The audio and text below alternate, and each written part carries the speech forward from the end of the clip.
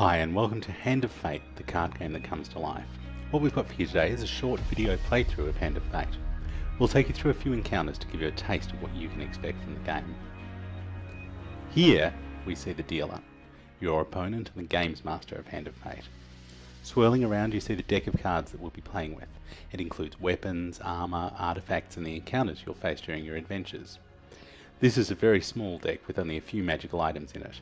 As players progress, this deck of cards will evolve and grow to a huge deck that the player picks and chooses cards from to suit their playstyle or the court card they'll be facing. Here we are on the card table. This is where we'll face off against the dealer.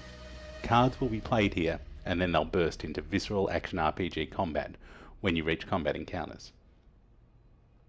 We start with the court card that awaits at the end of this run. This is our very first court card that you'll face, the Jack of Dust. This card gets added to our deck and the dealer then lays out all of our treasure, encounter and monster cards. The map is laid out and away we go.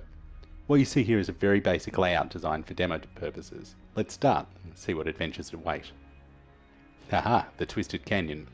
You see a weapon glinting in the sunlight and lying next to a skeleton at the bottom of a canyon.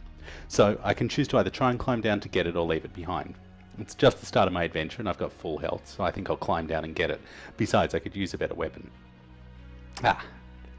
Okay, so I lost some health. But let's see what I got. Thunderstrike. So this is a powerful mace brimming with magical lightning, which will definitely help me on this run. And of course, I absolutely want to replace my starting rusty axe with Thunderstrike. That's not a very hard decision, but later on in the game, you've got more to choose from. Now I've come across the Dead King's Hall. There's probably treasure to be found, but it's guarded by skeletons. Some combat encounters you don't have the choice to fight or sneak away, but in this one you've got the option. At the moment I'm going to try and conserve health, so I'll try and sneak away.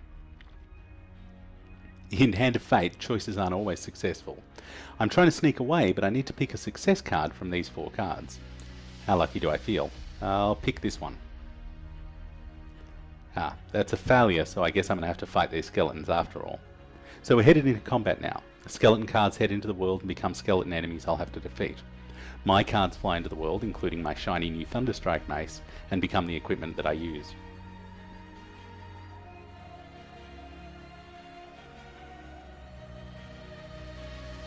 Here you can see 2 types of skeletons, the warriors with swords and shields and the riflemen with muskets.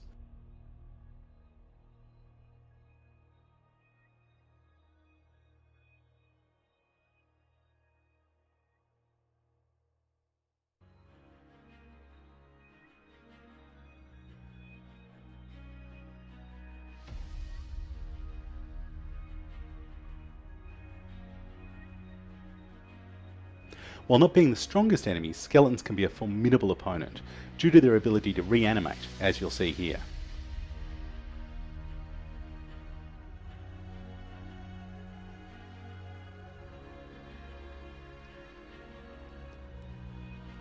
And with the last skeleton dead, I can now continue on my adventure. Looks like there was some treasure in that tomb.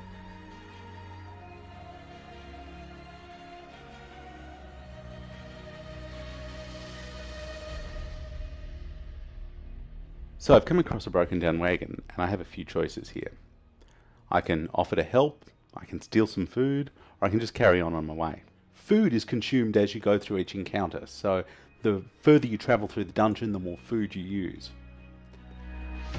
And here we have the court card I've been trying to get to, the Jack of Dust.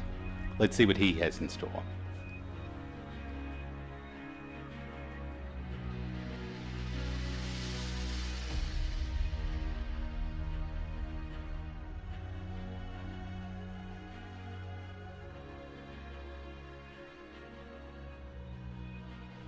In Hand of Fate, each court card has extra abilities, and this Jack of Dust has an aura around him. That aura causes me to lose gold whenever I'm hit within the aura.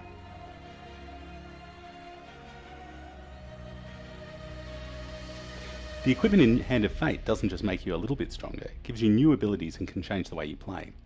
Thunderstrike has the ability to call down lightning and damage enemies.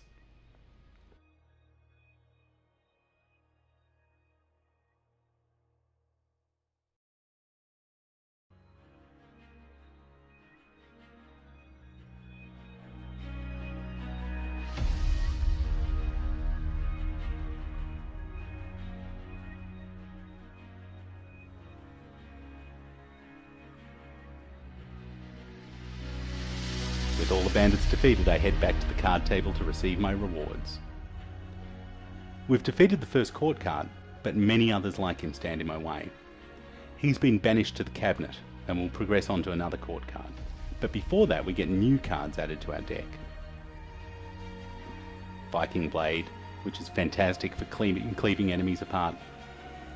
The Plunderer's Cap, which not only protects me in combat, but also whenever I draw a treasure card, I get to draw two and pick which one I prefer, which is really powerful.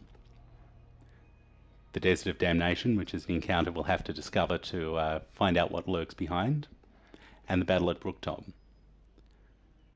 So that's a very quick example of how a level could play out, and the sorts of new cards that you could get that then you roll into your deck for future levels. As the game progresses, you end up with much bigger levels full of much more encounters and many more cards to choose from.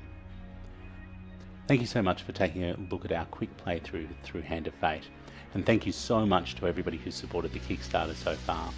We're in the home stretch now, so we'll be pushing out hard with the updates and information over the next 2 weeks as we come into the closing days.